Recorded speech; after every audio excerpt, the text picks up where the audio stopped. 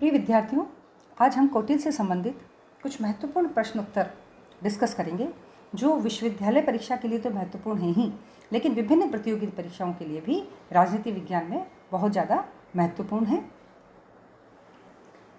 कौटिल्य, जैसा कि आप जानते ही हैं कि प्राचीन भारतीय चिंतन का जनक कौटिल्य को माना जाता है और इनका जन्म ईसा पूर्व 4वीं शताब्दी में प्राचीन भारत की ऐतिहासिक नगरी आर्यवर्त के वैभव संपन्न मगध साम्राज्य में हुआ था और इनके बचपन का नाम जो था वह विष्णुगुप्त था।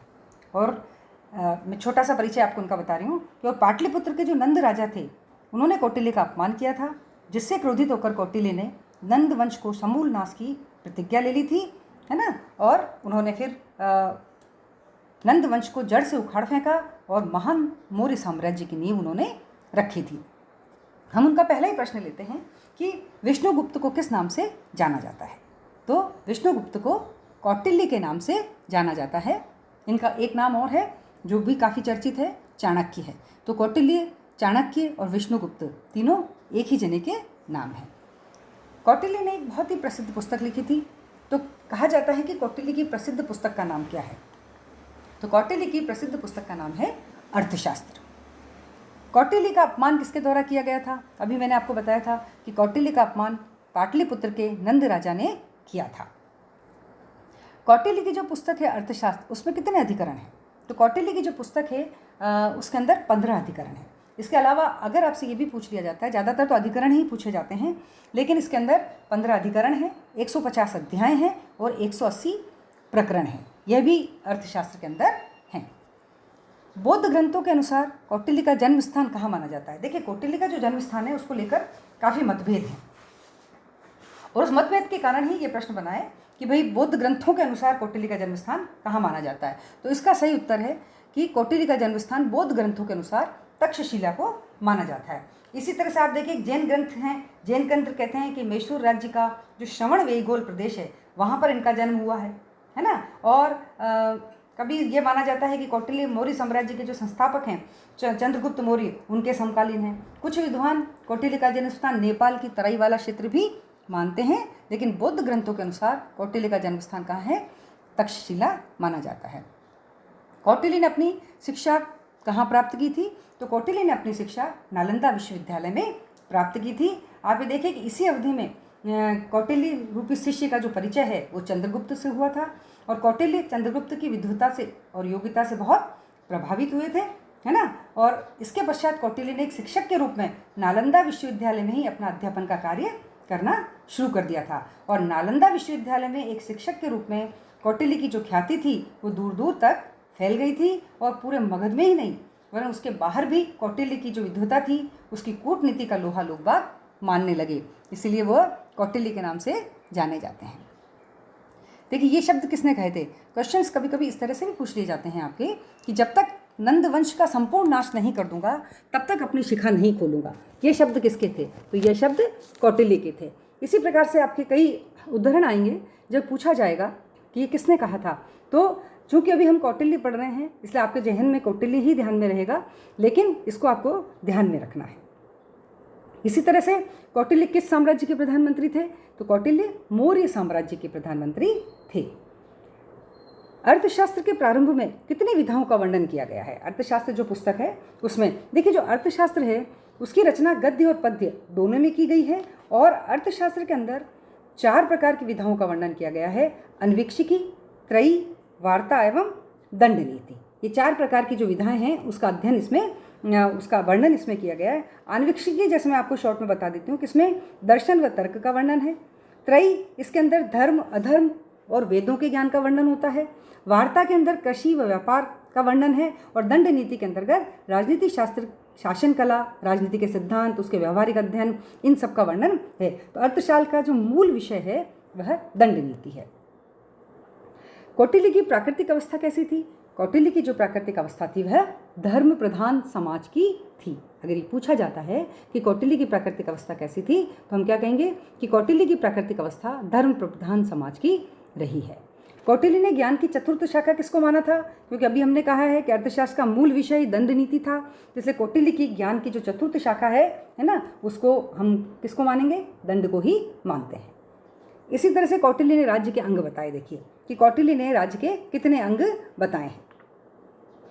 आपको बड़े क्वेश्चंस के अंदर भी ये पूछा जाता है कि कौटिल्य का सप्तांग सिद्धांत बताइए, तो यही 7 अंग उसके सप्तांग सिद्धांत हैं, है ना। और उन्होंने उसके प्राकृतिक अंगों का वर्णन भी किया है इसके अंतर्गत। और वह 7 अंग कौन से हैं? राजा या स्वामी, अमात्य या मंत्री, जनपद, दुर्ग, कोश, दंड एवं मित्र। इसका मैंने आपका एक अलग से वीडियो है, उसको आप डिटेल उसमें देखिए। तो क्वेश्चन में हम क्या पूछ रहे हैं कि कौटिल्य ने राज्य के कितने अंग बताए हैं, या कौटिल्य का सप्तांग सिद्धांत क्या है। ये 7 अंग कौटिल्य के सप्तांग सिद्धांत के अंदर आते हैं।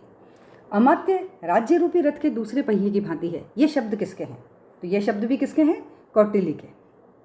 कि उन्होंने कहा है कि अमात्य राज्य रूपी रथ के दूसरे पहिए की, एक पहिया तो कौन है? राजा, और दूसरा पहिया कौन है? तो राजा व अमात्य को गाड़ी के 2 पहियों की उपमा दी है। उसमें दूसरा पहिया अमात्य, पहला पहिया राजा।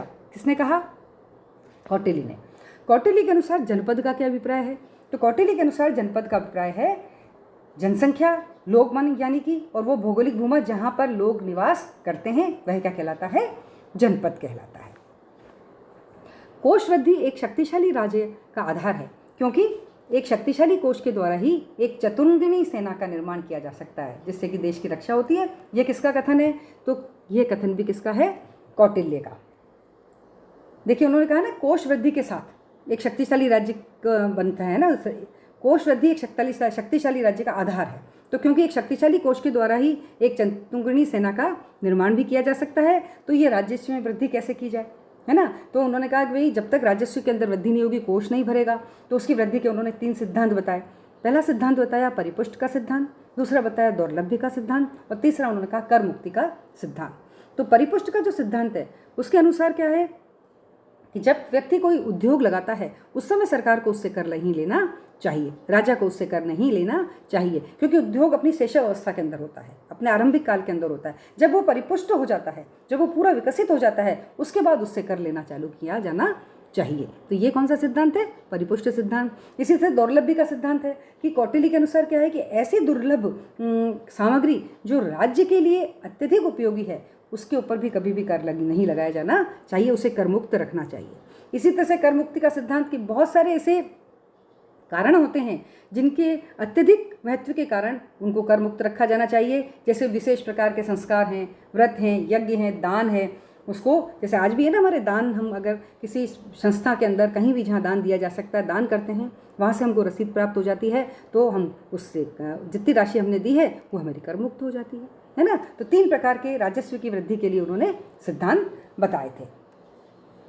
कौटिल्य ने किन दंड का समर्थन किया? तो कौटिल्य ने जो है 3 प्रकार के दंड का समर्थन किया। देखिए प्राचीन भारतीय चिंतन को दंड नीति ही कहा जाता है एक तरह से, और अपराध के अनुसार दंड दिया जाना चाहिए तथा गर्भवती स्त्रियों को दंड नहीं दिया जाना चाहिए। और वर्ण व्यवस्था के अनुसार क्या है कि दंड देने की व्यवस्था, अर्थात एक ही अपराध के लिए कौटिल्य ने व्यक्ति को कम दंड देने का समर्थन किया है। अगर एक ही अपराध किया है तो फिर उसका समर्थन किया उन्होंने।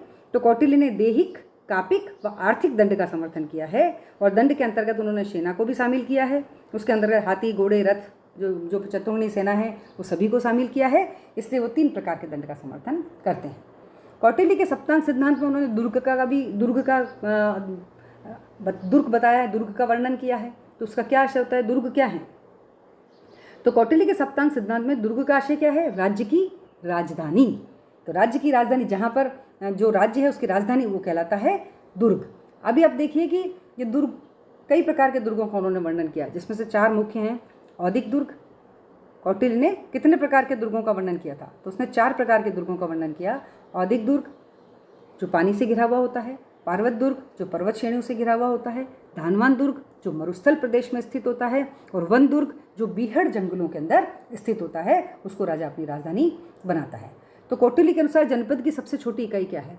तो कौटिल्य के अनुसार जनपद की सबसे छोटी इकाई है गांव, है ना। देखिए गांव बताई उन्होंने बताया कि 10 गांवों से मिलकर एक संग्रहण बनता है, जो एक बड़ा गांव होता है। 200 गांवों के मिलकर खारवटिक नामक नगर बनता है ना। और नगर विशेष उसको कहते हैं। 400 गांव से द्रोणमुख नामक उपनगर बनता है, और 100 गांव से जो है 800 से भी ज़्यादा जो गांव है उससे स्थानीय नामक नगर बसाना चाहिए। ये उन्होंने अलग अलग बताया था कि कितने गांव का क्या क्या चीज़ें होनी चाहिए, तभी शासन सही तरीके से कर सकता है। और ग्राम की शासन व्यवस्था के लिए उन्होंने ग्रामिक नामक एक अधिकारी की भी नियुक्ति की थी। राज्य को प्रजा के स्वास्थ्य की रक्षा के लिए स्वच्छ औषधालय की, अब वो देखिए स्वास्थ्य पे भी ध्यान देते हैं। वो कहते हैं कि राजा को प्रजा की रक्षा के लिए स्वच्छ औषधालय की समुचित संचालन व्यवस्था की जानी चाहिए। ये कथन किसका है? कौटिल्य का, है ना। कौटिल्य के अनुसार न्याय के कितने पक्ष होते हैं? कौटिल्य के अनुसार उन्होंने न्याय पे भी ध्यान दिया है। तो कौटिल्य ने बताया है कि न्याय के कितने पक्ष होते हैं। तो उन्होंने बताया है कि न्याय के 2 पक्ष होते हैं, वितरणात्मक न्याय और दूसरा उन्होंने बताया है सुधारात्मक न्याय। वितरणात्मक न्याय का अभिप्राय राज्य के सकारात्मक न्यायिक दायित्व से है। राजा सकारात्मक दायित्व की पूर्ति इस प्रकार करता है कि प्रजा के सभी वर्गों को न्याय की सुलभता हो, अर्थात सभी लोगों को न्याय सुलभ हो, वह वितरणात्मक न्याय कहलाता है। और सुधारात्मक न्याय की स्थापना क्या है कि सुधारात्मक न्याय में यह निहित है कि जो व्यक्ति कानून की अवहेलना करता है या प्रजा के अधिकारों को अतिक्रमण करता है, ऐसे व्यक्ति को समुचित दंड दिया जाना चाहिए। ठीक है ना। दूसरा है, कौटिल्य राज्य की सुरक्षा व शक्ति में वृद्धि करने के लिए किस नीति को अपनाता है। कौटिल्य ने राज्य की सुरक्षा के लिए किस नीति को अपनाया है? तो उसमें उन्होंने बताया है कि शंगुण नीति। कौन सी नीति को अपनाता है वो? सबसे पहले तो कि कौटिल्य वृद्धि करने के लिए शंगुण नीति को अपनाता है। अब ये शंगुण नीति क्या है? उसमें 6 नीतियाँ आती हैं, संधि, विग्रह, यान, आसन, संशय और वेदीवाय, जिसको भी हम डिटेल में पढ़ चुके हैं, है ना। तो 6 जो पॉइंट हैं ये संगुण नीति के अंतर्गत आते हैं। कौटिल्य ने कौन से 4 उपाय बताए हैं? ये बताइए कि कौटिल्य ने 4 उपाय भी बताए हैं। ये कौन से हैं 4 उपाय? शाम, दाम, दंड और भेद। शाम माने शांति या समझा बुझा कर काम निकालना चाहिए। दाम माने धन देकर राज्यों को अपने पक्ष में करना चाहिए। दंड माने किसी राज्य के विरुद्ध बल प्रयोग करना चाहिए या आक्रमण करना चाहिए। और भेद, मित्र राज्यों द्वारा दूसरे राज्यों को फूट डालो की नीति अपनाई जानी चाहिए। इन 4 प्रकार से किसी भी देश के साथ अपने संबंध स्थापित राजा कर सकता है। कौटिल्य ने परराष्ट्र नीति का केंद्रीय तत्व किसे माना है? तो कौटिल्य ने एक सिद्धांत दिया है, देखिए, मंडल सिद्धांत। और वो मंडल सिद्धांत जो है वह परराष्ट्र नीति का केंद्रीय तत्व कहा जाता है। अर्थशास्त्र जो पुस्तक लिखी है उन्होंने, उसके 6ठे अधिकरण में के दूसरे अध्याय में कौटिल्य ने मंडल सिद्धांत का वर्णन किया गया है। और मंडल का अर्थ क्या होता है? मंडल का अर्थ होता है राज्यों का वृत्त। राज्यों का जो समूह है वह मंडल सिद्धांत कहलाता है। तो राज्य मंडल की जो सदस्य संख्या कितनी होती है? मंडल सिद्धांत में कितने राज्य होते हैं? तो मंडल सिद्धांत के अंदर इसमें कुल मिलाकर 12 राज्य होते हैं। मंडल सिद्धांत के अंदर कुल प्रकृतियाँ कितनी होती हैं? अगर हमको कोई पूछता है तो मंडल सिद्धांत के अंदर कुल प्रकृतियाँ होती हैं 72। कितनी प्रकृतियाँ होती हैं? 72 प्रकृतियाँ इसके अंदर टोटल पाई जाती हैं। उन्होंने एक विजिगीषु नाम दिया है, देखिए। तो उन्होंने कहा विजिगीषु किसे कहते हैं? कौन है ये विजिगीषु? तो कौटिल्य के अनुसार अपने राज्य के विस्तार की इच्छा रखने वाला जो राजा होता है वह विजिगीषु कहलाता है। और उसका स्थान भौगोलिक दृष्टि से मंडल के मध्य के अंदर होता है, बीच के अंदर उस राजा का स्थान होता है। तो अपने राज्य का विस्तार करने वाला राजा क्या कहलाता है? विजयी, विजिगीषु। इसी तरह से उन्होंने कहा अरि, मंडल सिद्धांत के अंदर एक शब्द दिया है अरि। तो अरि किसे कहते हैं? तो जिस राज्य की सीमा विजिगीषु के राज्य से मिलती है और स्पर्श करती है, ऐसे राज्य को अरि कहा जाता है। और जो पड़ोसी राज्य हो गया एक तरह से, और वह उसका शत्रु होता है। ये किसके अनुसार? कौटिल्य के अनुसार। अरि माने शत्रु। तो जो विजिगीषु के पास वाला जो राज्य है वह अरि कहलाता है। कौटिल्य अर्थशास्त्र में कितने प्रकार के न्यायालय बताए? तो कौटिल्य ने अर्थशास्त्र में 4 प्रकार के न्यायालय बताए हैं। जनपद संधि न्यायालय, संग्रहण न्यायालय, उन्मुख न्यायालय और स्थानीय न्यायालय, है ना। कि कौटिल्य ने अर्थशास्त्र में 4 प्रकार के न्यायालय बताए: जनपद संधि न्यायालय, संग्रहण न्यायालय, उन्मुख न्यायालय और स्थानीय न्यायालय। कौटिल्य अर्थशास्त्र में कितने प्रकार के कानून का वर्णन करता है? तो कौटिल्य अपने अर्थशास्त्र के अंदर 17 प्रकार के कानूनों का वर्णन करते हैं। उन्होंने कानूनों का वर्णन किया है इसमें, तो 17 प्रकार के कानूनों का वर्णन इसमें करते हैं। कौटिल्य ने रोजगार के कितने साधनों का उल्लेख किया है? देखिए, उस समय भी रोजगार की तो आवश्यकता होती थी ना। तो कौटिल्य ने रोजगार के 3 साधनों का उल्लेख किया है। एक प्रश्न तो ये बन जाता है। अब प्रश्न बनता है कौन कौन से साधन का उल्लेख किया है? तो कृषि, पशुपालन और व्यापार, ये 3 प्रकार के रोजगार उस समय उपलब्ध उन्होंने बताए थे। कौटिल्य के अनुसार राजा में कितने प्रकार के गुण होने चाहिए? कौटिल्य के अनुसार राजा में 4 प्रकार के गुण होने चाहिए। अभिगामिक गुण, प्रज्ञा गुण, उत्साह गुण और आत्मसम्मत गुण। ये 4 प्रकार के गुण वो एक राजा के अंदर मानता है कि एक राजा में ये 4 प्रकार के गुण हमेशा होने चाहिए। तो इस प्रकार हमने महत्वपूर्ण बातें जो कौटिल्य के बारे में आपकी विभिन्न प्रतियोगी परीक्षाओं के अंदर पूछी जाती हैं उसको मैंने आपको इसके अंदर क्वेश्चन आंसर के माध्यम से बताया। मैंने अलग अलग कौटिल्य के जो हैं सप्तांग सिद्धांत, इनका शंगुण नीति, इसका मंडल सिद्धांत, इसके बारे में आपको मैं अलग अलग से वीडियो और दे रही हूँ और बहुत जल्दी आप इन सब चीज़ों को पढ़ेंगे ऐसी मेरी आशा है। और आप इसको ज़रूर पढ़िए और मेरे चैनल को सब्सक्राइब ज़रूर करिए। धन्यवाद।